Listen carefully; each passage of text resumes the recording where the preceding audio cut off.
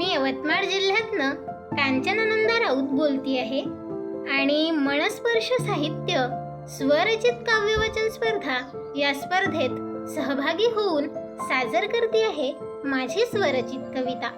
कवितेला नाव मी दिलंय की पक्ष्यांसारखे सुंदर पंख मला असते तर। चला तर ऐकूया माझी ही स्वरचित कविता।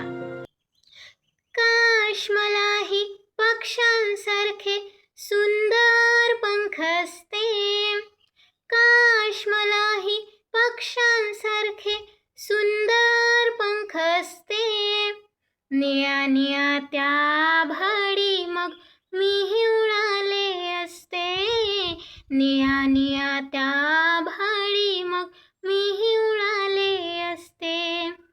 काश मलाही पक्ष्यांसारखे सुंदर पंख असते, निळ्या निळ्या त्या भाडी मग मीही उडाले असते, निळ्या निळ्या त्या भाडी मग मीही उडाले असते।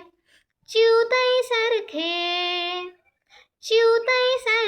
एक घरटे विणून पाहिले असते, तिच्या बरोबर झाडांवरती मीही राहिले असते, झाडांच्या त्या फांदीवरती मीही राहिले असते। काश मलाही पक्ष्यांसारखे सुंदर पंख असते, निळ्या निळ्या त्या भाडी मग मीही उडाले असते, निळ्या निळ्या त्या भाडी मग मीही उडाले असते। कोकिळेसारखे कुहू कुहू गाणे मीही गायले असते, तिच्या बरोबर झाडावरती मीही राहिले असते, झाडांच्या त्या फांदीवरती मीही राहिले असते। काश मलाही पक्ष्यांसारखे सुंदर पंख असते, निळ्या निळ्या त्या भाडी मग मीही उडाले असते, निळ्या निळ्या त्या भाडी मग मीही उडाले असते।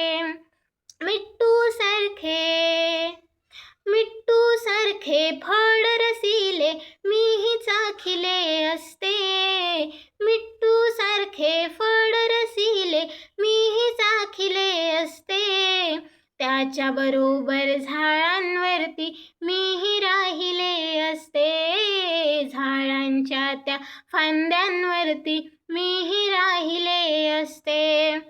काश मलाही पक्ष्यांसारखे सुंदर पंख असते, काश मलाही पक्ष्यांसारखे सुंदर पंख असते, निळ्या निळ्या त्या भाडी मग मीही उडाले असते, निळ्या निळ्या त्या भाडी मग मीही उडाले असते, निळ्या निळ्या त्या भाडी मग मीही उडाले असते। थँक्यू। व्हिडिओ आवडल्यास व्हिडिओला लाईक करा, शेअर करा आणि हो, चॅनलवर नवीन असाल तर सबस्क्राईब करायला मात्र विसरू नका बरं का। पुन्हा भेटू एका नवीन व्हिडिओसह, तोपर्यंत नमस्कार।